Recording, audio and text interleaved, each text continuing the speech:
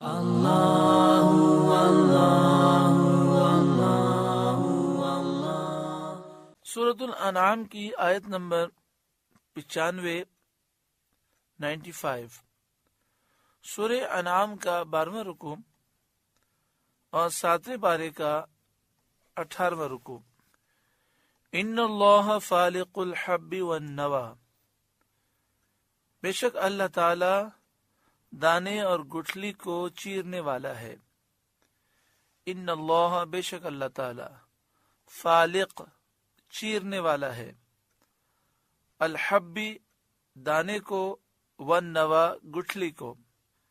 توحید و نبوت کو بیان کرنے کے بعد اللہ تعالی نے اپنی قدرت کے کمال کو اور علم حکمت کے دلائل کو بیان فرمایا۔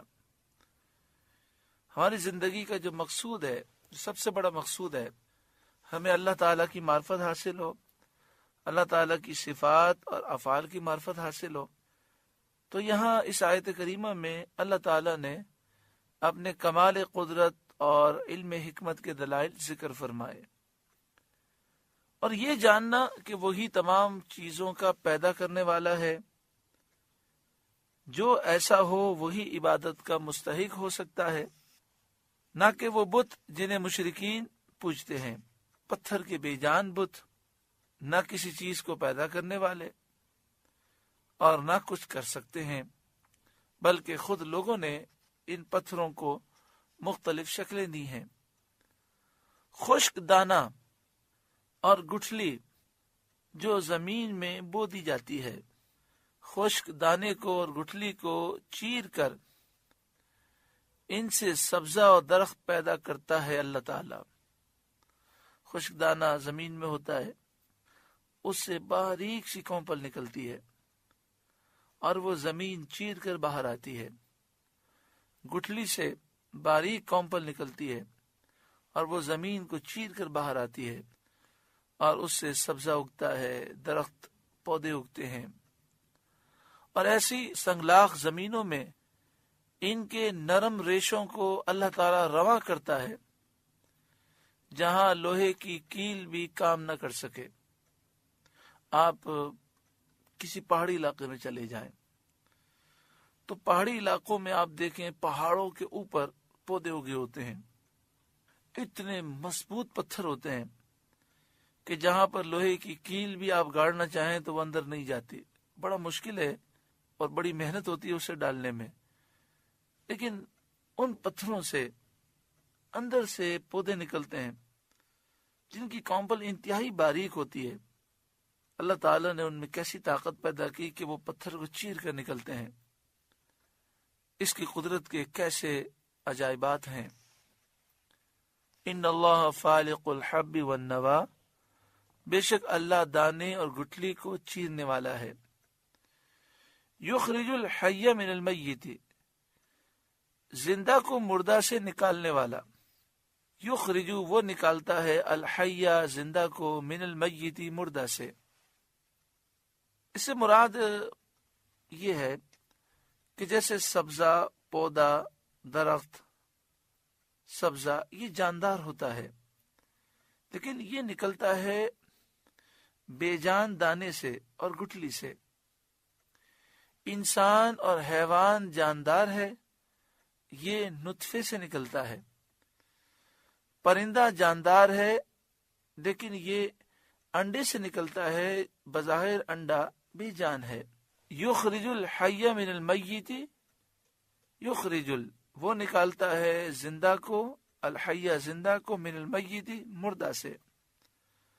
ومخرج المیت، اور وہ نکالنے والا ہے مردہ کو، من الحی، زندہ سے۔ جیسے مثلا جاندار درخت اور جاندار پودے سے، جاندار سبزے سے بے جان گٹھلی اور دانے کو نکالتا ہے۔ انسان اور حیوان جاندار ہے، اس سے بے جان نطفہ اللہ تعالیٰ پیدا فرماتا ہے۔ پرندہ زندہ ہے، اس سے بے جان انڈے کو پیدا کرتا ہے۔ یہ اس کے عجائب قدرت اور حکمت ہیں۔ ذالکم اللہ، یہ ہے اللہ، فَأَنَّا تُؤْفَكُونَ، تم کہاں اوندھے جاتے ہو؟ اور ایسے براہین قائم ہونے کے بعد کیوں ایمان نہیں لاتے؟ ان قدرتوں کو دیکھنے کے بعد بھی کیوں نہیں مانتے؟ اور موت کے بعد اٹھنے کا یقین کیوں نہیں کرتے؟ جو بے جان نطفے سے جاندار حیوان پیدا کرتا ہے، اس کی قدرت سے مردہ کو زندہ کرنا کیا بعید ہے؟ جو ایک پانی کے قطرے سے جانور اور انسان کو پیدا کر دیتا ہے، وہ ہر چاہت پر قادر ہے۔ فالق الاصباح، تاریکی چاک کر کے صبح نکالنے والا۔ کس طرح اندھیرا ہوتا ہے پورے ملک میں، ہم رات کو اندھیرا محسوس کرتے ہیں، اور پھر کس طرح صبح اندھیرے کو چیر کر نکلتی ہے۔ وَجَعَلَ اللَّيْلَ سَكَنًا، اور اس نے رات کو چین بنایا۔ وَجَعَلَ، بنایا، اللَّيْلَ، لیل، رات کو، سکنا، چین، کہ مخلوق اس میں چین پاتی ہے، اور دن کی تھکن کو آرام کر کے مخلوق دور کرتی ہے۔ اور جو رات جاگنے والے زاہد لوگ ہیں، عابد لوگ ہیں، وہ تنہائی میں اپنے رب کی عبادت سے چین پاتے ہیں۔ والشمس والقمر حسبانا، اور سورج اور چاند کو حساب، کہ ان کے دورے اور سیر سے عبادات اور معاملات کے اوقات معلوم ہوں۔ اللہ نے سورج اور چاند کو حساب بنایا کہ سورج نکلتا ہے پھر ڈوب جاتا ہے، تو سورج کے نکلنے اور ڈوبنے سے پورا ایک دن گزر جاتا ہے۔ اس طرح ایک دن، پھر 2 دن، پھر اس طرح پورے سال کا علم ہوتا ہے۔ اسی طرح چاند کے نکلنے سے اور ڈوبنے سے پورے مہینے کا علم ہوتا ہے۔ ذالک تقدیر العزیز العلیم، یہ عزیز علیم رب کا بنایا ہوا نظام ہے۔ تقدیر مقرر کرنا، عزیز زبردست، غالب، علیم جاننے والا۔ تو جو رب غالب ہے، جاننے والا ہے، اس کا بنایا ہوا نظام ہے۔ اگر سورج کا نکلنا اور ڈوبنا نہ ہوتا، مسلسل سورج روشن رہتا، تو پھر رات کا چین ہم کیسے پاتے؟ اگر مسلسل رات ہوتی اور چاند ہی نظر آتا، تو ہم دن کی برکتیں کیسے پاتے؟ اور پھر ہم اپنے دن، ہفتے، مہینے اور سال کا حساب کیسے کرتے؟ وَهُوَ الَّذِي جَعَلَ لَكُمُ النُّجُومَ، اور وہی ہے جس نے تمہارے لیے ستارے بنائے، لِتَهْتَدُوا بِهَا، تاکہ تم راستہ پاؤ ان ستاروں کے ذریعے، فی ظلمات البر والبحر، خشکی اور تری کے اندھیروں میں، ظلمات اندھیرے، بر خشکی، والبحر تری سمندر دریا۔ تو اللہ تعالیٰ نے ستارے بنائے، ستاروں کے جھرمٹ ہیں، ستاروں کے ذریعے خشکی میں اور تری میں سفر کرنے والے راستے کا تعین کرتے ہیں۔ تو زمانے قدیم میں لوگ یہ کرتے کہ وہ ان ستاروں کی مدد سے راہ کا تعین کرتے، اور پھر وہ چلتے رہتے تو اپنی منزل تک پہنچ جاتے۔ آج موجودہ دور میں بھی اس سے لوگ فائدے اٹھاتے ہیں، اور یہ ایک حقیقت ہے کہ جن چیزوں کو قرآن و حدیث میں نشانیوں کے طور پر بیان کیا گیا، موجودہ دور میں اس کی اہمیت اور بڑھ گئی۔ ایسا نہیں ہوا کہ سائنس کی ترقی سے ہماری نظر میں اس کی اہمیت ختم ہو جائے، بلکہ دن بدن ان چیزوں کی اہمیت اور بڑھتی جا رہی ہے، اور ہم ان چیزوں کے زیادہ ضرورت مند ہوتے جا رہے ہیں۔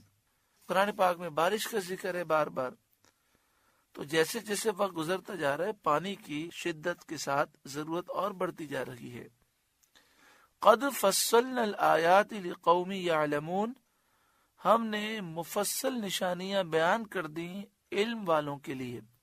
قد، بے شک، فصلنا، ہم نے مفصل بیان کیا، تفصیل سے بیان کیا، الآیات نشانیوں کو، لقوم اس قوم کے لیے، یعلمون جو جانتی ہے، وہو الذی اور وہی ہے جس نے، انشأکم پیدا کیا تمہیں، انشا پیدا کیا، کم تمہیں، من نفس واحدہ ایک جان سے، یعنی حضرت آدم علیہ السلام سے پیدا فرمایا، نفس مانے جان، واحدہ مانے ایک، فمستقر و مستودع پھر کہیں تمہیں ٹھہرنا ہے اور کہیں تمہیں امانت رہنا ہے۔ مستقر کے معنی ہے ٹھہرنے کی جگہ، مستودع امانت کی جگہ۔ تو اللہ تعالیٰ نے ہمیں ایک جان سے پیدا کیا اور پھر فرمایا کہ کہیں تمہیں ٹھہرنا ہے، یعنی تم ماں کے رحم میں ٹھہرے، پھر دنیا میں آ کر زمین کے اوپر ٹھہرے، اور کہیں امانت رہنا ہے، باپ کی پشت میں امانت رہے، اور پھر مرنے کے بعد قبر میں امانت رہے، اور کل بروز قیامت پھر تم اٹھو گے۔ قد فصلنا الآیات بے شک ہم نے آیات مفصل بیان کی، لقوم اس قوم کے لیے، یفقہون جو سمجھ رکھتی ہے، وہو الذی اور وہی ہے جس نے، انزل اتارا، من السماء آسمان سے، ماء پانی، فاخرجنا پھر ہم نے نکالے، بھی اس پانی کے ذریعے، نبات کل شیء ہر اگنے والی چیز، نبات کل شیء ہر اگنے والی چیز نکالی، یعنی اس پانی کے ذریعے پودے پیدا کیے، سبزے پیدا کیے، گھاس پیدا ہوئی، درخت پیدا ہوئے، فصلیں پیدا ہوئی، پھل پیدا ہوئے، اناج پیدا ہوا۔ پانی ایک ہے، اور اس سے جو چیزیں اللہ تعالی نے اگائیں وہ قسم قسم کی ہیں اور رنگ رنگ کی ہیں، رنگ مختلف ہیں، ذائقے مختلف ہیں، توانائیاں مختلف ہیں۔ فَأَخْرَجْنَا مِنْهُ خَضِرًا تو ہم نے اس سے سبزہ نکالا، خضرا سبزہ، نخرج منہ حبا متراکبا جس سے دانے نکالتے ہیں ایک دوسرے پر چڑھے ہوئے، نخرج ہم نکالتے ہیں، منہ جس سے، حبا دانے، متراکبا ایک کے اوپر دوسرا چڑھا ہوا۔ یہ ایک دوسرے پر چڑھے ہوئے ہوتے ہیں۔ اگر آپ گندم کی بالی دیکھیں تو کس طرح دانے کے اوپر دانہ چڑھا ہوتا ہے، آپ انار کو دیکھیں تو کس طرح دانے کے اوپر دانے جڑے ہوئے ہوتے ہیں۔ کبھی انسان اس پر غور کرے، جتنا غور کرے گا اتنی اس کے دل میں اللہ کی محبت پیدا ہوگی۔ وَمِنَ النَّخْلِ مِن طَلْعِهَا قِنْوَانٌ دَانِيَةٌ اور کھجور کے گابے سے پاس پاس گچھے۔ آپ نے کھجور کے درخت کو دیکھیں تو کس طرح کھجوروں کے گچھے ملے ہوئے ہوتے ہیں۔ وَجَنَّاتٍ مِّنْ أَعْنَابٍ اور انگور کے باغ، اعناب انگور، وَالزَّيْتُونَ اور زیتون، وَالرُّمَّانَ اور انار، مُشْتَبِهًا وَغَيْرَ مُتَشَابِهٍ کسی بات میں ملتے اور کسی بات میں الگ۔ مشتبہن بعض چیزوں میں ملتے ہیں، بعض اوقات ایک پھل دوسرے پھل سے شکل میں ملتا ہے، کبھی رنگ میں مل رہا ہوتا ہے، کبھی ذائقے میں مکمل تو ملاپ نہیں ہوتا لیکن مٹھاس ہے، تو بعض پھل میٹھے ہیں، بعض پھل کھٹے ہیں، تو کھٹاس میں بعض پھل جو ہیں وہ ایک دوسرے سے مشابہ ہوتے ہیں، وہ غیر متشابہ اور کسی بات میں وہ الگ الگ ہوتے ہیں۔ ہر پھل کا ذائقہ، ہر پھل کی توانائی اگر دیکھی جائے تو وہ الگ ہوتی ہے، بعض چیزوں میں مشابہت ہو جاتی ہے۔ جیسے مثال کے طور پر آم کو لیں اور پپیتے کو لیں، دونوں پیلے ہیں لیکن ذائقے میں فرق ہے۔ انظروا الی ثمرہ اذا اثمر وینعہ اس کا پھل دیکھو جب پھلے اور اس کا پکنا، انظروا دیکھو، الی ثمرہ اس کے پھل کی طرف، اذا اثمر جب وہ پھلے، وَيَنْعِ، اور اس کے پکنے کو دیکھو کس طرح پھل پکتا ہے. اِنَّ فِي ذَلِكُمْ لَآیات، بے شک اس میں نشانیاں ہیں. آیات مانے نشانیاں. لِقَوْمِ يُؤْمِنُونَ، اس قوم کے لیے جو ایمان رکھتی ہے، ایمان والوں کے لیے بے شک اس میں نشانیاں ہیں. اس قدر دلائل قدرت اور حکمت کے عجائب اور اللہ کے انعام و اکرام کو دیکھنے کے باوجود، اور اللہ تعالیٰ نے جو اتنی نعمتیں پیدا کی اور اتنی نعمتیں عطا فرمائیں، اس کا تقاضا تو یہ تھا کہ اس کریم رب پر یہ کافر ایمان لاتے. اس کے بجائے ان ظالموں نے، مشرکوں نے، بت پرستوں نے یہ کام کیا کہ وَجَعَلُوا لِلَّهِ شُرَكَاءَ الْجِنِّ، اور اللہ کا شریک ٹھہرایا جنوں کو. وَجَعَلُوا، انہوں نے ٹھہرایا، للہ اللہ کے لیے، شرکاء الجن، جن کو شرکا ٹھہرایا. مفسرین نے فرمایا یہاں مراد یہ ہے کہ انہوں نے سرکش جنات یعنی شیطانوں کی فرما برداری کی، اور ان کی فرما برداری میں یہ بت پرست ہو گئے. تو اللہ کے حکم کو چھوڑ کر سرکش جنات یعنی شیطانوں کے حکم کو انہوں نے فوقیت دی. وَخَلَقَهُمْ، حالانکہ اسی نے ان کو بنایا. وَخَرَقُوا لَهُ بَنِينَ وَبَنَاتٍ بِغَيْرِ عِلْمٍ، اور اللہ کے لیے بیٹے اور بیٹیاں گڑھ لیں جہالت سے. وَخَرَقُوا، انہوں نے گڑھ لیں، لہو اللہ کے لیے، بنین بیٹے، وبنات بیٹیاں، بغیر علم بغیر کسی علم کے، جہالت سے انہوں نے یہ کہہ دیا کہ اللہ تعالیٰ کے بیٹے بھی ہیں بیٹیاں بھی ہیں. جیسے عیسائیوں نے حضرت عیسیٰ علیہ السلام کو اللہ کا بیٹا کہا، یہودیوں نے حضرت عزیر کو اللہ کا بیٹا کہا، مشرکین میں سے بعض مشرکوں نے فرشتوں کو اللہ کی بیٹیاں کہا. سبحانہ وتعالی عما یصفون، پاکی اور برتری ہے اس کو ان کی باتوں سے. سورۃ الانعام کا 12واں رکوع مکمل ہوا.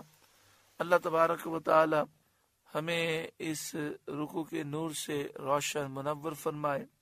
بار بار فرمایا گیا کہ یہ نشانیاں ہیں اس قوم کے لیے جو علم رکھتی ہے، جو جانتی ہے، جو سمجھتی ہے، جو ایمان رکھتی ہے. اللہ تعالی ہمیں ایمان کی بلندی عطا فرمائے، مضبوطی عطا فرمائے، ہماری سمجھ میں اللہ اضافہ فرمائے، ہمارے علم میں اضافہ فرمائے.